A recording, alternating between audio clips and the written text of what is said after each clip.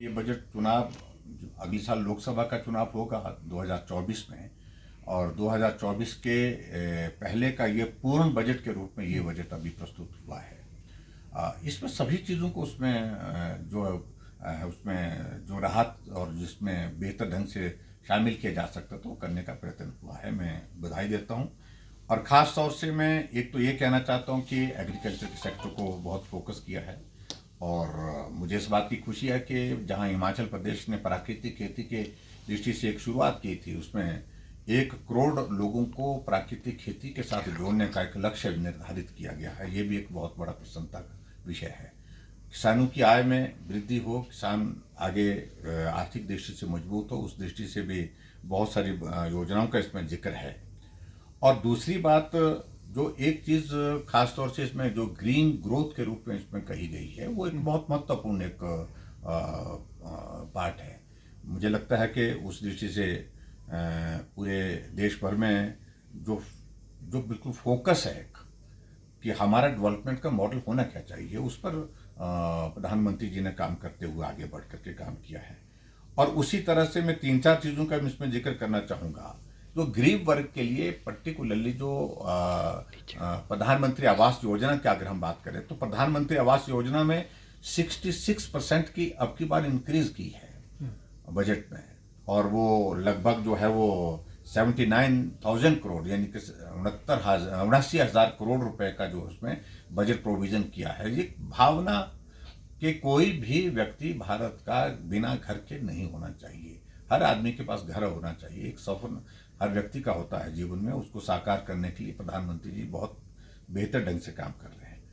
और उसी तरह से हमारा इंफ्रास्ट्रक्चर और ज़्यादा मजबूत हो, उस तरह से एयरपोर्ट कनेक्टिविटी के लिए बहुत महत्वपूर्ण है, और इंफ्रास्ट्रक्चर की दृष्टि से 50 नए एयरपोर्ट बनाने का भी बजट में ऐलान किया गया है, उसमें प्रावधान किया गया है।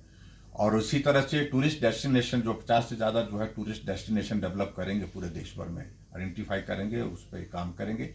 ये भी एक बहुत महत्वपूर्ण एक कदम प्रधानमंत्री जी ने उसमें उठाया है। और उसी तरह से मैं ये भी देख रहा था उसमें कि हमारे जो विशेष तौर से मिलेट को, जो हमारा मोटा अनाज जिसको हम बोलते हैं, जो आज की तारीख में जिसकी हम महसूस करते हैं कि उसकी कमी, उस फील्ड में ज़्यादा फोकस नहीं होकर के हम किसी और दिशा में चल पड़े।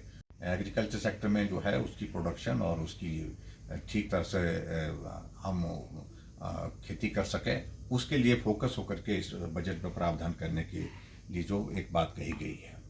और उसी तरह से फार्मा सेक्टर में नए इनिशिएटिव्स के साथ जो काम करने की दृष्टि से एक बड़ी पहल है। और उसी तरह से मैं इस बात को भी मैं कहना चाहूँगा कि जहाँ जो मेडिकल कॉलेजेस हैं, तो मेडिकल कॉलेजेस में ऑलमोस्ट सभी जगह इस तरह से एक संभावना उसमें निकल आई है कि नर्सिंग कॉलेजेस भी उसमें शामिल होंगे, जिसमें हिमाचल में हमारे 6 मेडिकल कॉलेज गवर्नमेंट सेक्टर में है। कुछ जगह हमारी नर्सिंग कॉलेज शुरुआत हो गई है, लेकिन कुछ जगह भी शुरू होना है। तो उसमें आने वाले समय में हमारे लिए एक बहुत बड़ी एक मदद ये भी हो जाएगी, जो नर्सिंग कॉलेज जो है वो मेडिकल कॉलेज के साथ में खुल पाएंगे। ये भी एक बहुत बड़ी एक हमारे लिए हिमाचल प्रदेश के लिए एक बहुत बड़ी एक उपलब्धि रहेगी। उस दृष्टि से रेलवे के सेक्टर में भी बहुत बड़ा एक बजट का प्रोविजन किया है। 2.4 लाख करोड़ का जो है उसमें बजट प्रोविजन किया है। उसमें उम्मीद करते हैं कि हिमाचल जैसे छोटे प्रदेश में, हालांकि पहाड़ी प्रदेश है, यहाँ रेलवे नेटवर्क को आगे बढ़ाने के लिए कठिनाई तो है, लेकिन फिर भी उसके बावजूद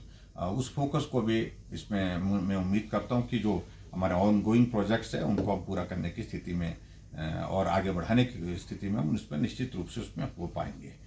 और उसी तरह से जो हमारा महत्वपूर्ण पार्ट जो जिसको लेकर के मैं ये कहना चाहूँगा कि महिलाओं के लिए और बुजुर्गों के लिए जो विशेष तौर से इसमें जो प्रावधान किया गया, जो महिलाओं के लिए 2 लाख रुपए की इनकम तक जो है वो 7.5% जो है उसमें ब्याज देने की बात कही गई। और उसी तरह बुजुर्गों के लिए भी उसमें एक चीज़ को और जोड़ा गया है, खास तौर से जो सीनियर सिटीजन को 15 लाख से 30 लाख रुपए तक जो हमारे उनकी सेविंग जो होंगी उसमें वो 7.5% के साथ ब्याज देने की बात उसमें कही गई। ये भी एक बहुत बड़ी बुजुर्गों के लिए भी और महिलाओं के लिए भी एक बड़ी खुशी की बात है।